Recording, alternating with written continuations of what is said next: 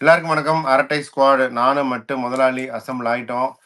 India England 4th test மான்செஸ்டரில் ரொம்ப வந்து க்ளோஸ்லி ஃபாட் சீரீஸ். ரீசெண்ட் டைம்ஸில் வந்து இவ்வளோ க்ளோஸான டெஸ்ட் சீரீஸ் இவ்வளோ இன்ட்ரெஸ்டிங்காகவும் 3 டெஸ்ட் மேட்ச்மே யார் வேணாலும் ஜெயிச்சிருக்கலாம், எப்படி வேணாலும் இருந்திருக்கலாம் ஸ்கோர் லைனை.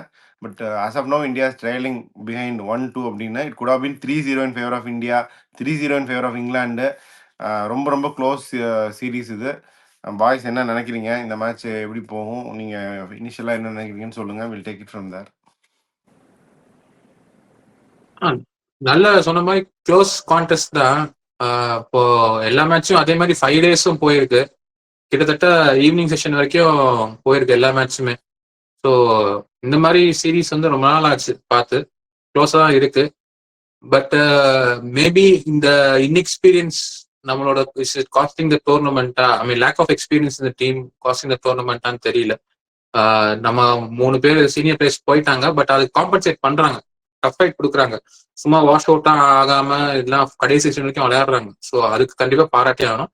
பட் அந்த மொமெண்ட்ஸ் கேப்சர் பண்ணாம, இல்லை மேபி கம்பீர் கைடன்ஸ் இருக்கு, பட் இருந்தாலும் ஒரு ஆன் ஃபீல்டு ஒரு சீனியர் கைடன்ஸ் இருந்தால் நல்லா இருக்கும் அப்படின்னு தோணுது. அதான் சொன்ன மாதிரி ஒரே இதுல கோலி, ரோஹித் சர்மா எல்லாமே போயிட்டாரு. 2 பேரும் போனது வந்து கொஞ்சம் ஆன் ஃபீல்டு சொன்ன மாதிரி கேப்டன்சி, அதெல்லாம் வெளியே இருந்து கைடன்ஸ் இருந்தாலும் உள்ள கொஞ்சம் இருக்கணும். பட் ஆனா அதான் மெயினா என்னன்னா அந்த க்ளோஸ் கான்டெஸ்ட், அந்த கரெக்டான அந்த க்ளோஸ் இதுல வந்து அவங்க பெட்டர் ப்ரெஷர்ல வந்து அவங்க நல்லா விளையாடிட்டாங்க இங்கிலாந்து. பட் நம்ம தான் ஆக்சுவலா செஷன் வைஸ் பார்த்தோன்னா நம்ம நிறைய டாமினேட் பண்ணியிருக்கோம். போன டெஸ்ட் மேட்ச் அப்படி இல்ல. போன டெஸ்ட் மேட்ச் வாஸ் ஆல்மோஸ்ட் 50-50 தான் எப்பயுமே இருந்துச்சு. அகெயின் கடைசி செஷன் நம்ம சரியா இது பண்ணல. மற்ற டெஸ்ட் மேட்ச் எல்லாம் பார்த்தோன்னா நம்ம தோத்த மேட்ச் ஜெயிச்ச மேட்ச் எல்லாமே நம்ம டாமினேட் தான் பண்ணியிருக்கோம் நிறைய. அந்த குரூஷியல் இதுல நம்ம விட்டோம். அதுதான் இப்ப என்னன்னா 20 விக்கெட் எடுக்கக்கூடிய பவுலர்ஸ் இப்ப இருக்காங்க. 20 விக்கெட் எடுத்தும் காமிச்சிட்டாங்க. அது ஒண்ணு. ரன் வந்து 1000 ரன்னுக்கு மேல அடிச்சிட்டாங்க.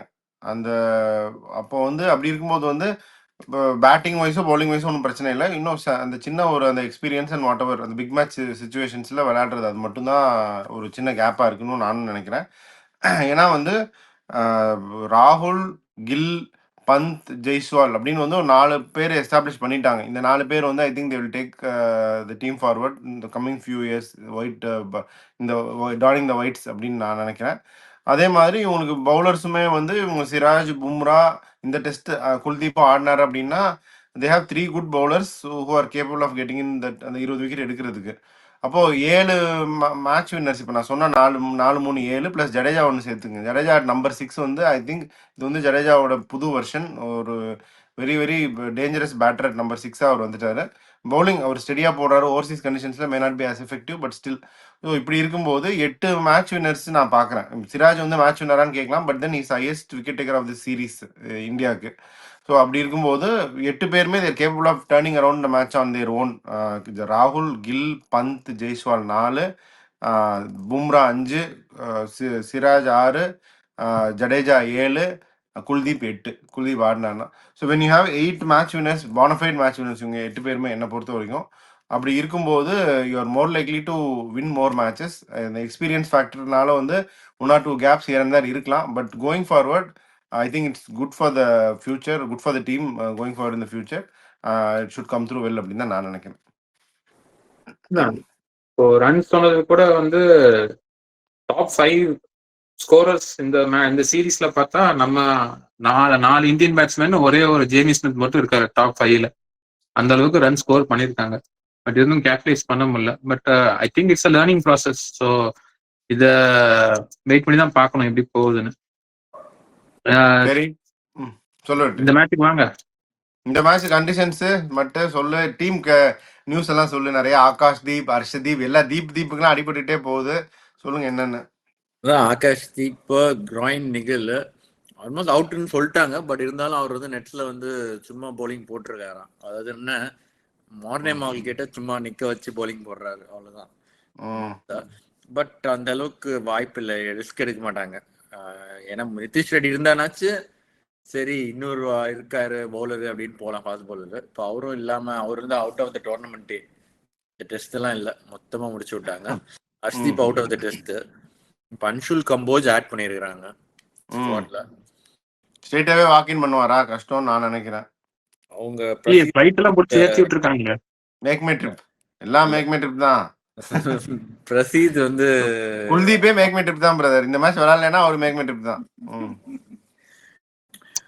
இப்ப நிதிஷ் ரெட்டி வந்து அவங்க மோர் ஆஃப் பேட்டிங் ஆல்ரவுண்டர் தான் பார்த்தாங்க. இப்ப பழையபடி திரும்ப இல்லன்னா ஷார்துல் தான். ஷர்துல் தக்கூருக்கு போயிடுவாங்களா? லார்ட்ஸ்ல லார்ட் ஆடாம வச்சீங்கல்ல, பாத்தீங்களா? லார்ட் வந்துட்டா கிடையாது. அதான் revenge of the Lord's. Lord's எல்லாருக்கும் ஏதோ சூரிய வச்சுட்டு லார்ட உட்கார வச்சிங்கல்ல. நான் என்ன நினைக்கிறேன்னா நிதிஷ்வில் பதிலா லார்டு வந்துருவாரு. இவங்க வந்து ஆகாஷ் தீப்புக்கு பதிலா குல்தீப் ஆடலாம். ஆனா பிரசீத் ஆடுவாங்களோன்னு தோணுது எனக்கு. பட் லார்டு ஆடிட்டாருன்னா குல்தீப் ஆடுறதுக்கும் சான்ஸ் இருக்கு. சோ இவங்க 2 பேர்ல ஒருத்தர் தான் கண்டென்ஷன். ஆடினா குல்தீப் தான் விளையாடணும். சும்மா ஷர்துல் தக்கூர் வந்து இன்னும் பேட்ஸ்மேனா எடுக்க முடியாது. டீம்ல பவுலரா தான் எடுத்தாகணும். பேட்டிங் கொஞ்சம் வீக்கா தான் இருக்கும். வாஷிங்டன் சுந்தருக்கு பதில் திடீர்னு திரும்ப சாய் சுதர்ஷன் கொண்டு வருவாங்களா? அப்படிலாம் பண்ண மாட்டாங்க. அப்படி பண்ண மாட்டாங்கன்னு தான் நினைக்கிறேன். 7 வந்து அதேதான். சோ 7 சுந்தர் 8 ஷார்துல்னு வந்துரும். ரொம்ப இதுவா இருக்கு. அதாவது பும்ரா சிராஜ் குல்தீப் முதல்ல பந்த் கீப்பிங் பண்றாரா அது இன்னும் தெரியல. ஆனா கம்ஃபர்டபுளா பேட்டிங் பண்றாரு. ஒன்னும் பெயின்லாம் தெரியல. பந்த் இல்லாட்டி அந்த கருணா ஸ்பாட் தான்டா. சுந்தரம் எம்பி 3 அனுப்பிட்டு கருணா துர்ஜூர்ல இல்ல துர்ஜூர்ல 3 வந்துடலாம். அவர் அந்த டெஸ்ட் ஆஸ்திரேலியால பிராக்டிஸ் கேம்ஸ்ல நம்பர் 3 ஆடினான்னு நினைக்கிறேன். கொஞ்சம் அது ஃபர்ஸ்ட் முடி தெரியணும் ஃபர்ஸ்ட். அதுக்கப்புறம் தான் நம்ம ஃபர்ஸ்ட் காம்பினேஷன்லாம் போட முடியும்னு நினைக்கிறேன். பந்த் கீப்பிங் பண்றாரா இல்லையா? நீங்க என்னதான் நீங்க காம்பினேஷன் போட்டாலும் அன்னைக்கு காலை ஒரு ட்விஸ்ட் கொடுப்பாரு பாரு கம்பீர். ஜிஜி என்னதான் கணக்கு போட்டாலும் யாரும் இல்லாதப்ப ஒரு போன் பண்ணி அஷித்ரா நான் வர சொல்றாரா? நீ தானே சொன்ன. ஆமா, அஷித்ரா ஏற்கனவே வந்துட்டு இருக்காரு. நம்மளுக்கு தெரியுமோ தெரியாதோ? அவர் ஏற்கனவே இங்கேதான் இங்கிலாந்து விட்டு போனாரான்னு தெரியுமா உனக்கு? அதுக்கும் கிரவுண்ட்ல தான் இருக்காராம். ஆமா, விம்பிள்டன் தான். சூரியகுமார் யாதவ், திலக் வர்மா எல்லாரும் தானே இருந்தாங்க. England straight forward. அவங்க அந்த டாசன் மட்டும் வருவாருன்னு நினைக்கிறேன். இவருக்கு பதிலா சொல்லிட்டாரு. டாசன் வந்து hopefully he bowls well in the foot mark areas அப்படின்னு வேற பேட்டியே கொடுத்தாரு Brook. So Dawson will come in. அவர் டாசன் ஸ்டெடி பவுலர். இவரு பஷீரோட ஸ்டெடி பவுலர். ஈஸி ரன்ஸ் கொடுக்க மாட்டார் அட்லீஸ்ட். அது ரொம்ப முக்கியம். முன்னாடி என்ன அவங்க டாசன் சூஸ் பண்ணதுக்கு முக்கியமான காரணம் பவுலிங்கை விட அவர் வந்து போன இந்த கவுண்டி சீசன்ல இருந்து பல செஞ்சுரி போட்டு ஆவரேஜ் 40 மேல வச்சிருக்காரு அவரு. அவங்க அத ஒரு பெரிய பாராமீட்டரா பாக்குறாங்க. என்னதான் இருந்தாலும் ஒரு 2 சிமிலர் ஸ்கில் செட் இருக்கவங்க இருந்தா, அதாவது 2 லெஃப்ட் ஆர்ம் ஸ்பின்னர்ஸ் இருக்காங்க அப்படின்னா 2ல யார் பெட்டர் பவுலர்னு பார்க்க மாட்டேங்கிறாங்க. 2ல யார் பேட்டிங்க்கு தெரியும் அப்படின்னு. அதேதான் இவங்களும் பண்ணிட்டு இருக்காங்க. இப்போ அது மாதிரி பண்றாங்க. But Dawson to his credit வந்து டைட்டா அட்லீஸ்ட் போட்டுருவார். முன்னாடிலாம் ஆஷ்லி ஜெயில்ஸ்னு ஒருத்தர் இருப்பார்ல இங்கிலாந்துல, இதே லெஃப்ட் ஆர்ம் ஸ்பின்னர் கண்ணாடி போட்டு பவுலிங் போட்டுருப்பாரு. ஒருத்தர் விக்கெட் இதே மாதிரி ரஃபா யூஸ் பண்ணி போடுவாரு. ஆனா நல்ல இன்சைசிவா இருக்கும் அவர் பவுலிங். நிறைய எட்ஜ் வாங்குவாரு. டெண்டுல்கரே நிறைய தடவை ஏமாத்திருக்காரு. அந்த அளவுக்கு இல்லாட்டியும் I think he will be around 75%. Dollar bowler Ashley Giles dollar அந்த அளவுக்கு இல்லாட்டி ஃபில் டஃப்னல்னு ஒருத்தர் இருப்பாரு. அவரும் நல்லா போடுவார். இங்கிலாந்துக்கு முன்னாடி 90s சூப்பரா போடுவாரு. பட் இவங்க அந்த அளவுக்கு இல்லாட்டி அதில் ஒரு 60-70% இவர் அச்சீவ் பண்ணுவாரு. டெஃபினெட்லி பெட்டர் தென் ஷோயப் பஷீர் தான் நான் நினைக்கிறேன். டாசனை பார்ப்போம் என்ன ஆகுதுன்னு. வேற என்ன சேஞ்சஸ் இருக்கும் மட்டும். இங்கிலாந்து வேற சேஞ்சஸ் இருக்காது. அவங்க ஆப்வியஸ்லி இதுக்கு மேல கிராலி டிசிஷன் எடுப்பாங்களா? எடுக்க மாட்டாங்க ஜெயிச்சிட்ட அப்புறம். இல்ல டோக்ஸ் யூசுவலா அந்த அளவுக்கு அக்ரெசிவா மாத்த மாட்டார். ஒருவேளை மாத்தினா அன்லெஸ் ஒன்லி திங் இஃப் பாசிபிள்னா ஜெயிச்சிட்டாங்க. அதனால இல்லாட்டி போப்புக்கு பதிலா பெத்தல் கொண்டு வரலாம். அவ்வளவுதான். இல்ல ஜெயிச்ச டீம் எது கட்டி மாத்துவாங்க அவங்க? ஒரு இன்ஜுரி, அதனால அது ஒரு மட்டும் தான் பண்ணுவாங்கன்னு நினைக்கிறேன். இன்னொன்னு வந்து இன்னொரு ஸ்பாட் வந்து ஆக்சுவலா ஓக் ஸ்பாட் வந்து கொஞ்சம் இதுலதான் இருக்கு. But I think they'll still persist with them. England வந்து ஓக்ஸை ரொம்ப இதாக தான் கன்சிடர் பண்ணுவாங்க. எப்பவுமே ரொம்ப ஹையாக தான் ரேட் பண்ணுவாங்க. ரொம்ப ஹை இதாக தான் வச்சிருப்பாங்க. ட்ராப் பண்ண மாட்டாங்க அவ்வளோ ஈஸியாக ஓக்ஸ் எல்லாம். அட்கின்சன் இந்த மேட்ச் ஃபிட் ஆயிடுவாரு மோஸ்ட் லைக்லி. உள்ள கொண்டு வரல இல்ல ஸ்குவாட். ஆர்ச்சர் அப்படிதானே ஒரு மேட்ச் உட்கார வச்சு தோத்துட்டு அப்புறம் கொண்டு வந்தாங்கல்ல. அதே மாதிரி இந்த மேட்ச் தோத்துட்டு அதுக்கப்புறம் அட்கின்சன் 5வது டெஸ்ட் கொண்டு வருவாங்க. வேற என்ன மேட்சப்ஸ் இருக்கும்? கீ மேட்சப்ஸ் மட்டும் கிரவுண்ட் கண்டிஷன்ஸ் சொல்லுங்க. என்ன இந்த வாட்டி எப்படி விட போறாங்க? இல்ல அது இப்போதைக்கு எதுவும் சொல்லல. பட் ஹோப்ஃபுல்லி நம்ம எதிர்பார்க்குற அளவுக்கு ட்ரையாலாம் வச்சிருக்க மாட்டாங்க பிட்சை. ஸோ அவங்களும் இப்போ ஒரு ஸ்பின்னர் தான் இருக்காங்க. போன தடையே அவங்க வந்து கொஞ்சம் ட்ரையா இருந்ததுக்கே வாஷிங்டன் சுந்தரமே நல்லா தான் போட்டு விக்கெட் எடுத்தாரு. இப்போ ரொம்ப ட்ரையா இருந்துச்சுன்னா குல்தீப்பையும் கொண்டு வந்துடுவாங்கல்ல அப்படின்றதுக்காக ஓரளவுக்கு பேட்டிங் பிச்சை தான் போடுவாங்க. தேல் மோர் இந்த இது வந்து திரும்ப தேல் கோ பேக் டு இந்த மேட்ச் எவ்வளோ தூரம் எக்ஸ்டெண்ட் பண்ண முடியும், ஹை ஹை ஸ்கோரிங்காக தான் இருக்கும்னு நான் நினைக்கிறேன். அந்த மாதிரி பிச் தான் போடுவாங்கன்னு நான் நினைக்கிறேன்.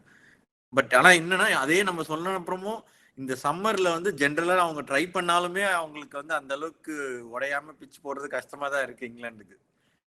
பட் இல்ல மான்செஸ்டர்ல பார்ப்போம். மான்செஸ்டர்ல மழை வேற கொஞ்சம் நிறைய பெருசா பெஞ்சிட்டு இருக்கே வெற்றி, பாத்தியா லோக்கல் வெதர் என்ன? லோக்கல் வெதர் பார்க்கல. பட் ஆனா இங்க அளவுக்கு செட்டில் சம்மர் அந்த ஹீட் வேவ் எல்லாம் போயிருச்சு. இப்போ ஹீட் வேவ் எல்லாம் எதுவும் இல்ல. இப்போ அந்த இந்த மேட்ச் டியூரேஷன் ஹீட் வேவ் எதுவும் இருக்காது. ஸோ டெம்பரேச்சர் அளவுக்கு லோவா தான் இருக்கும். அதனால இவங்க தண்ணி ஊத்தி இது பண்றாங்களா இல்லையான்னு தெரியல. ஆனா மழை எதுவும் பெருசா அந்த ஏரியால பெய்யல. லண்டன் லார்ட்ஸ்ல ஏரியா தான் பெஞ்சிட்டு இருந்துச்சு இப்போதைக்கு.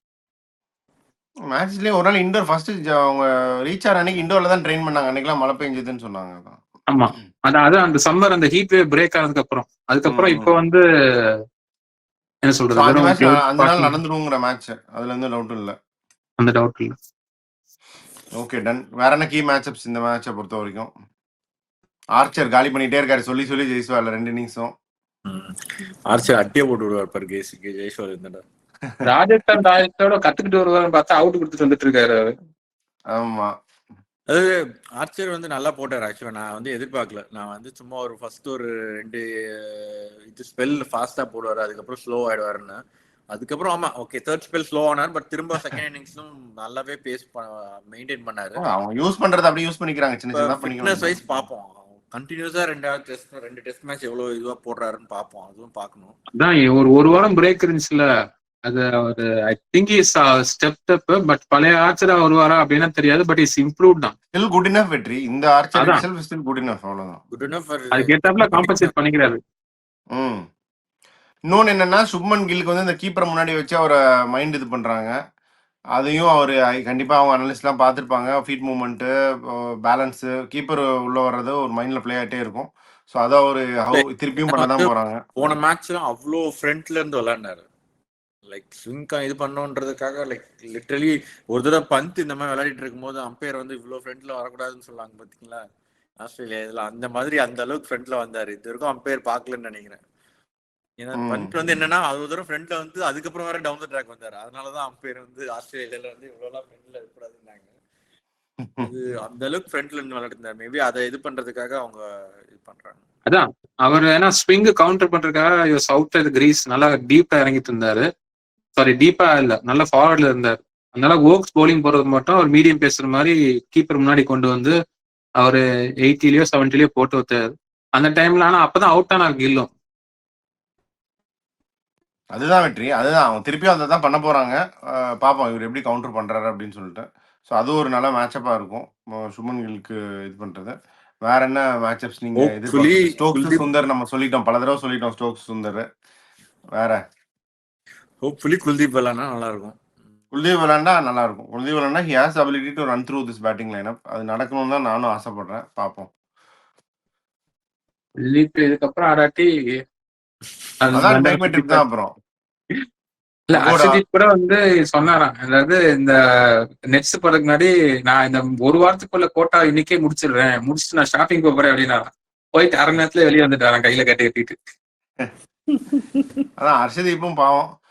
சரி, வேற மேட்சப்ஸ் இல்லாட்டி ஃபேண்டசி சொல்லுங்க. அப்போ மேட்சப்ஸ் வந்து டீமே கொஞ்சம் கன்ஃபியூஷனா தான் இருக்கு, உறுதியா தெரியல. பட் இருந்தாலும் நம்ம டாப் ஆர்டர் பெர்ஃபார்ம் பண்ணிடுவான்னு எதிர்பார்க்கிறோம். பவுலிங் நமக்கு யாரும் காம்பினேஷன் தெரியல. மேட்சப்ன்றத முக்கியமான இது வந்து யார் இன்னும் நம்பர் 3 விளையாட போறான்றது இன்னும் தெரியாம இருக்கிறது வந்து ஒரு இதுதான். லைக் கருணாயிரே இருப்பாரா இல்ல ஐ திங்க் கருணாயிரம் தான் கன்னியூ பண்ணுவார்னு நினைக்கிறேன். பந்து ஃபிட்ட கீப்பிங் பண்ணாத வரைக்கும் பண்ற வரைக்கும் கருணாயிரம் தான் கன்னியூ பண்ணுவார் தான் நானும் நினைக்கிறேன்.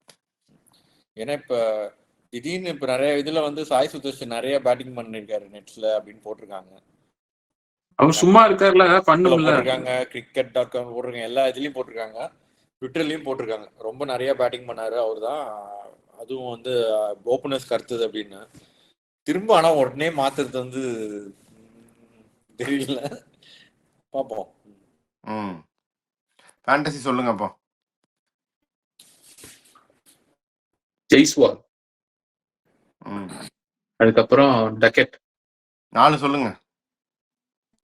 பவுலர்ஸ் சொல்லணும்னா பென் ஸ்டோக்ஸ், பவுலர் ஆயிட்டாரு இப்போ அவரு. ஜடேஜா. ஜடேஜா, ஸ்டோக்ஸ், டக்கெட்டு, ஜெய்ஸ்வால். மட்டு I'll go for Root, Gill, KL Rahul, and hopefully Kuldeep. Bumrah கூட இல்ல, hopefully Kuldeep.